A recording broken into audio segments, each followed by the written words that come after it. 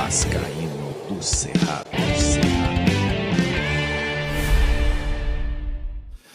Fala galera vascaína, eu sou o Thiago Fontes, falo direto de Brasília, Distrito Federal, trazendo mais um vídeo para o canal. Vamos bater um papo, trocar uma ideia no dia seguinte, o dia da ressaca, depois de uma derrota na Copa do Brasil. Agora vamos analisar até com... Apesar de que o vídeo de ontem foi muito bem tranquilo, muito bem centrado, né? Vamos falar aqui um pouco mais sobre Vasco, repercussão. Antes, vou pedir a moral, deixa o joinha, deixa o like, se inscreve no canal, que é importante para ele continuar sendo indicado no YouTube. Quero falar da minha parceira, a 1xBet, a patrocinadora do canal Vascaíno Cerrado. Vou fazer esse bilhetinho aqui hoje. Tem Campeonato Brasileiro, Fluminense encara o Cruzeiro, vou buscar um gol do Cruzeiro. Eu acho que os dois vão marcar, tá? Acho que se quiser em ambos marcam, vai estar bem servido nesse bilhete o ambos marcam, tá?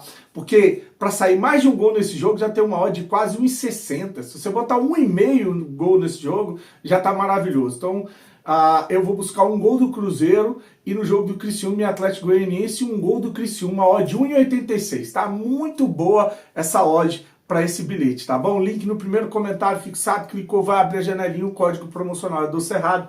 O primeiro depósito ou Pix no valor de até R$ 1.200, eles dobram em bônus para você usar no site, na plataforma. A 1xBet é parceira do canal Vascaíno Cerrado 2024. Lembre de jogar com responsabilidade, que é para maior de idade. Bom, vamos falar de Vasco, né? A gente perdeu para o Atlético Mineiro ontem, no primeiro jogo da Copa do Brasil, por 2-1, e vamos ser bem sinceros, bem honesto, absolutamente normal. Ah, mas você tá normalizando a derrota do Vasco? Não, é um resultado que todos esperavam, né? Aliás, muita gente, inclusive de mídia, já esperava o Vasco eliminado nesse primeiro jogo, com a vantagem, o Atlético vencendo com a margem muito maior. Então a postura do Vasco contra dentro de campo e a derrota por apenas um gol, né, até surpreendeu alguns aí que estavam torcendo contra o Vasco. Então é uma derrota normal, por quê? Porque hoje o Vasco tem um time super limitado, como eu falei várias vezes aqui, é o patinho feio da Copa do Brasil, né? O Atlético Mineiro tem um elenco aí que está disputando Libertadores, vai disputar a semifinal de Libertadores com o River Plate, né? Despachou times fortes aí na competição, despachou o São Paulo na Copa do Brasil. Então é um adversário que tem um elenco mais qualificado, tem um trabalho mais longevo, um trabalho mais organizado no departamento de futebol, como gestão, como clube, né? Há mais tempo, tem jogando em seu estádio, na Arena MRV, lotada, com toda aquela atmosfera. Então a derrota por um gol de diferença é uma derrota absolutamente normal. Dava para ter trazido um resultado até mais surpreendente, que seria um empate ou uma vitória? Dava, mas a gente tinha um Léo Pelé no caminho. E a culpa é só do Léo Pelé? Não, a culpa é de quem coloca o Léo Pelé dentro dessa situação para jogar. A culpa é só do Rafael Paiva por colocar o Léo Pelé? Não, a culpa também é da gestão Pedrinho por ter sido um fracasso na janela. Eu falei isso aqui, eu fiz um vídeo, assim que a janela fechou, eu fiz um vídeo falando que a gestão Pedrinho fracassou no seu principal objetivo na janela, que era trazer um zagueiro para ser titular. Porque se você olha o Léo Pelé dentro de campo e o João Vitor sentado na cadeira, no banco, alguma coisa está errada. Ou o Rafael Paiva tá dando muito mole, que eu acho que isso também, né? Tá querendo morrer abraçado a uma teimosia, a uma convicção besta, porque é um jogador que não gosta do prestígio do jogador nesse momento, e olha, não tem nada a ver com a questão pessoal, porque eu vi vídeo rolando aí do Léo Pelé dando entrevista falando assim, eu me apeguei à minha família, a Deus, e trabalho com muita humildade. Ele é humilde, ele é um cara temente a Deus, ele é um bom pai de família. E qual é o problema desse cara, com todo esse perfil, ficar sentado no banco de reserva? Parece que tá marginalizando o cara dele ficar no banco de reserva. No banco de reserva de um time grande no Brasil, jogando uma Série A e recebendo salário em dia. Quer mais o quê, cara? Quer mais o quê? Passando por uma fase complicada, sendo muito criticado e sendo exposto quando é colocado dentro de campo. Por isso que eu acho que colocar o Léo Pelé para jogar em São Januário vai ser um tiro no pé. Vai ser um tiro no pé. Agora, voltando à questão do Pedrinho, que fracassou na janela, né? Deveria ter trazido um zagueiro para ser titular. Eu falei, até 2. Porque se o João Vitor não consegue barrar o Léo Pelé, para mim ele não presta. Para mim, os treinamentos dele devem ser horrorosos. Então, um erro que não é só do Léo Pelé, um erro que não é só do Rafael Paiva, um erro que é também da gestão Pedrinho. Agora, será que o Pedrinho queria contratar um zagueiro? Tinha gente me xingando quando eu falei isso lá, desse fracasso, porque eu falei o seguinte, falei, cara, veja bem, tá bom, a gente tá chegando, batendo no teto, chegando numa situação que ninguém esperava 4 meses atrás. É lógico que os politiqueiros de plantão vão dizer assim, o Vasco na semifinal, que o Vasco é para ser campeão, o Vasco em 8º no Campeonato Brasileiro, e tem gente se contentando. Não é se contentando com o Vasco em 8º, 9º, 10º, não brigando para cair e numa semifinal de Copa do Brasil. A questão não é essa. A questão era o cenário que foi entregue para o Vasco há 4 meses atrás, né, com uma empresa falida, com uma quadrilha, com uma gestão pilantra, que é a pior, já falei aqui várias vezes, o Salgado é a pior desgraça que aconteceu num clube de futebol. Várias vezes eu falei isso aqui, né? Então, com todo esse cenário entregue, inclusive de endividamento, não só o que a gente tinha, mas o endividamento feito pela 777, com um elenco, pegou uma grana do Vasco, inclusive de vendas de jogadores do Vasco, e fez um monte de pataquada com jogador horroroso, com salário alto. Tá lá o Cleiton que teve que voltar, tá aí o Galdames, R$500 mil, né? Então, assim, com tudo que fizeram com o Vasco e com o cenário que a gente tinha 4 meses atrás, o cara que olha para um Vasco numa semifinal de Copa do Brasil e em 10º no Campeonato Brasileiro e fala que não tá satisfeito, ele é politiqueiro. Ele é politiqueiro. Ele está mais preocupado com o grupo político do que com o Vasco da Gama. É óbvio que eu não quero isso para o Vasco. É óbvio que eu não me contento com isso para o Vasco. Mas dentro do que a gente estava vivendo, é claro que isso acaba fazendo o Vasco se livrar de uma encrenca muito maior nesse ano. Agora, é claro, a gente espera para ver o que vai ser, o que vai acontecer com o Vasco daqui para frente. Vão vender de novo? Né? Vão aí se preocupar em ganhar uma comissão, entregar na mão de alguém e sumir? Então isso aí a gente vai ficar ligado. A gente nunca deixou de estar ligado e nunca deixou de apontar aqui as pessoas que são responsáveis pela venda do Vasco, inclusive o grupo do Pedrinho. Agora, voltando ao futebol, voltando à não contratação de um zagueiro, que seria importantíssimo, que se o Vasco tivesse ido ao mercado, como foi o próprio Atlético Mineiro, você viu a canseira que o Lianco, com o esquema de 3 zagueiros, deu em cima do Piton, que eu critiquei, falei que não era jogo para o Piton, que está em baixa. A jogadinha manjada do Piton para o Verratti, todos os clubes já sacaram, cara. Então você tem que estar mudando, você não pode viver só de uma jogada.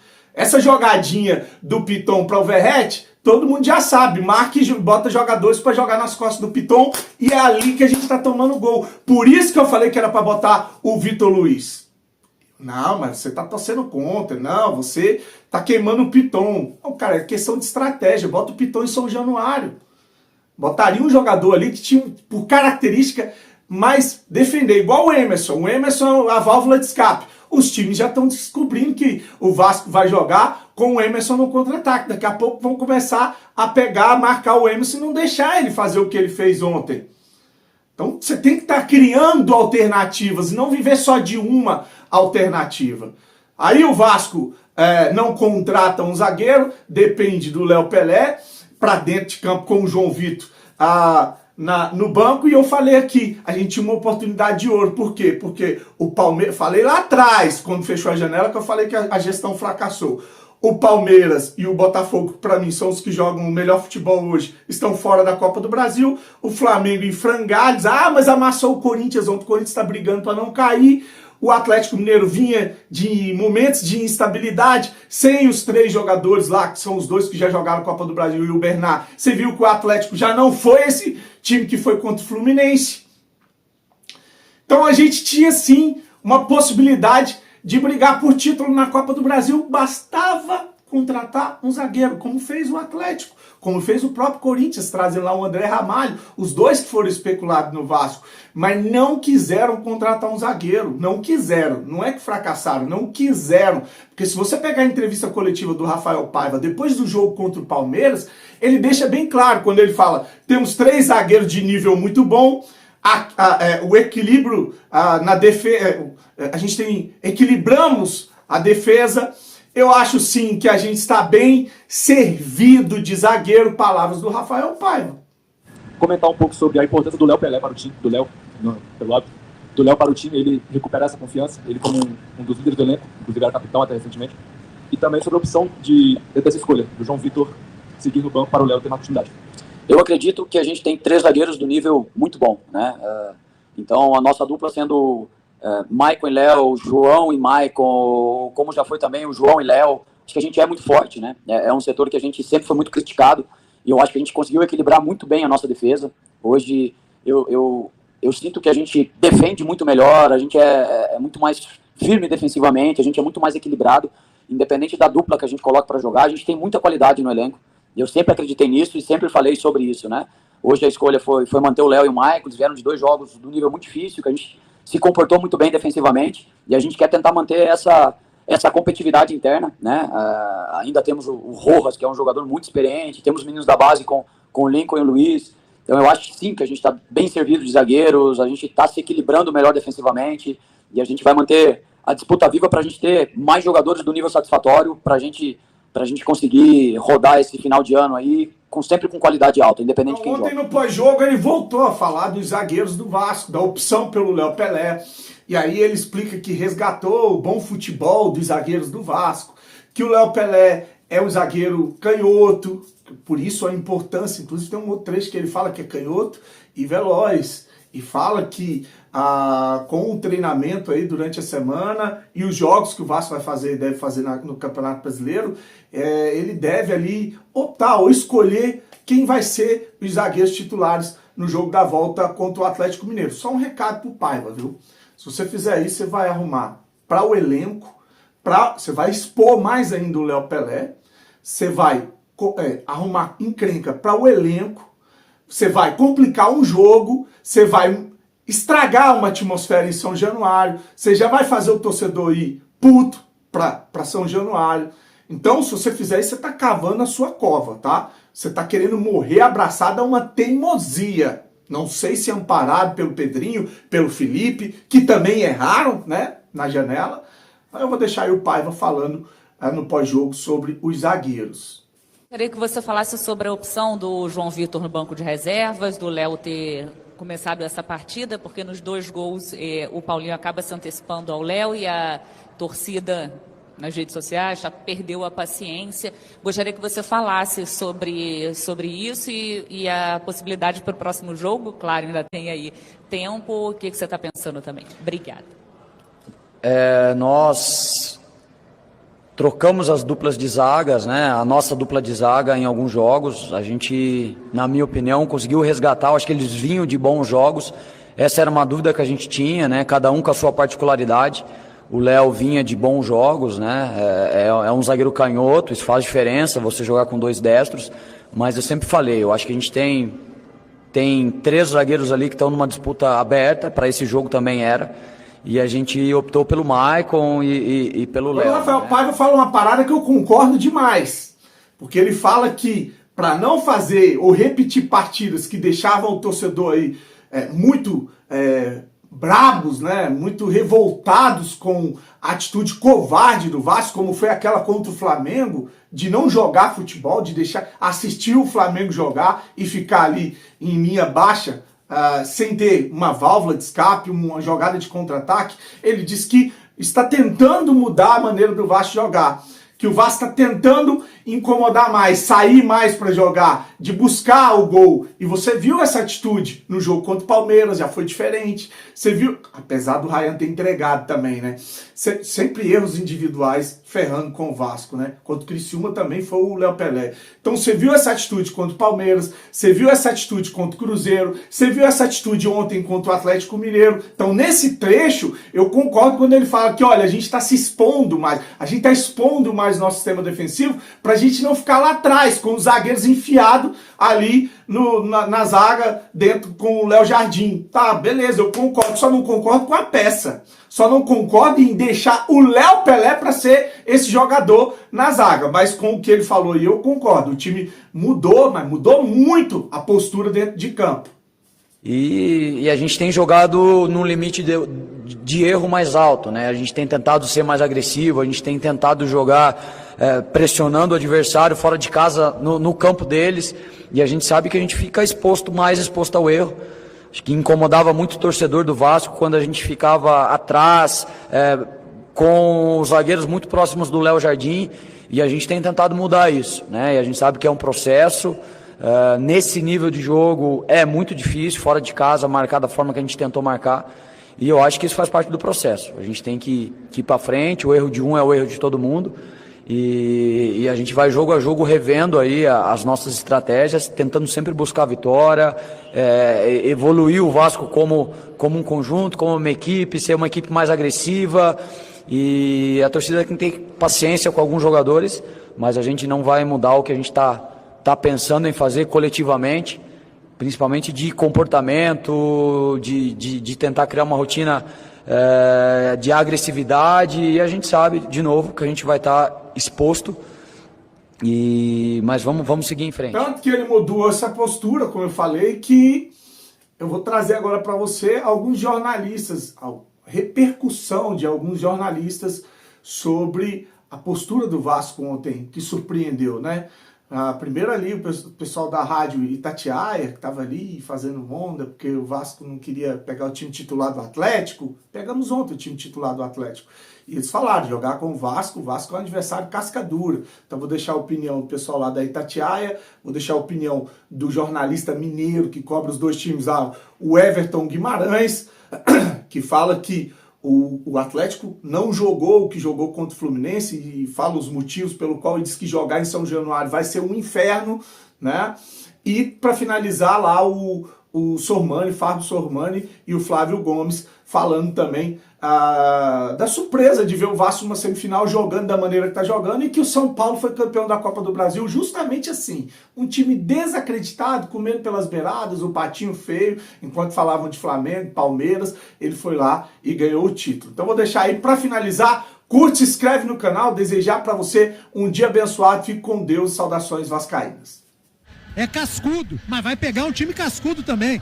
Esse Vasco também tirou vantagens e classificou muitas vezes em penalidades. E vai decidir em casa. Então é concentração lá no alto, não tem nada definido, mas é uma senhora vantagem construída pelo Atlético. Amigos do esporte, o placar de 2-1 para o Galo contra o Vasco foi maior que a atuação, e eu não tenho dúvida disso. O Atlético jogou no máximo 30 minutos envolvendo o Vasco nos quase 100 corridas. Achou poucos espaços, aproveitou os que apareceram no primeiro tempo, deu espaço demais. Coutinho jogou soltinho enquanto teve gás. O Vasco marcou muito bem, tanto que o Hulk fez um jogo ruim, muito bem marcado mesmo. Agora, o principal jogador do Vasco rendeu e o do Atlético não esteve bem. O banco do Atlético piorou o time consideravelmente, e o encaixe, por exemplo, observado no jogo contra o Fluminense, por razões óbvias, hoje não aconteceu, porque o Atlético não tinha as mesmas peças, né, obviamente. O Cadu entrou muito mal, o Vargas absolutamente fora de órbita, sabe? E pelo futebol mediano apresentado pelo Galo, a vantagem mínima ficou de bom tamanho, e foi o que o Galo conseguiu. Agora atenção, torcedor atleticano, vantagem de empate contra um bom time, que é esse Vasco aí, tem que ser considerada. Até entendo que, de certa forma, o Atlético não quis se expor para não perder essa vantagem conquistada. Na volta, o Vasco, se quiser a vaga direta, vai precisar fazer 2, e para fazer mínimo de 1, para levar para os penais, vai ter que abrir o jogo. O Galo precisa aproveitar a necessidade do Vasco de vitória, porque vai gerar espaços. Só não pode entrar tranquilo e sereno como entrou hoje, né? Tem que competir mais na volta, porque lá em São Januário vai ser um inferno. O Vasco chegou longe demais, hein, cara? Eu não esperava, juro por chegar numa semifinal, né? Esse time aí, você olha pra esse time aí, chegar numa semifinal, sinceramente eu não esperava. A campanha do Vasco é maravilhosa, gente. Ficou pelo meio do caminho muito time que no papel é melhor que o Vasco. Ele tirou São Fortaleza. Paulo, Palmeiras, próprio Fortaleza, Internacional é mais time que o Vasco. O Vasco tá comendo pelas beiradas aí, vem quietinho, fazendo o papel dele e vive não é basicamente, vive muito do Verratti, né? Que é um jogador fabuloso dentro da área, né? Uma coisa impressionante. Se você vai olhar a escalação dos dois times, você dá o Atlético como favorito. Super favorito. Você tá enxergando esse Vasco meio parecido com o São Paulo, campeão da Copa do Brasil? Exatamente isso que eu ia falar. Ele tá quietinho, comendo pelas beiradas, ninguém fala dele, todo mundo tá falando do Corinthians, do Flamengo, do próprio Atlético, do Hulk, do Paulinho, ninguém fala do Vasco. Ninguém tá dando nada pro Vasco. O Vasco tá quietinho, na dele, fazendo o papel dele.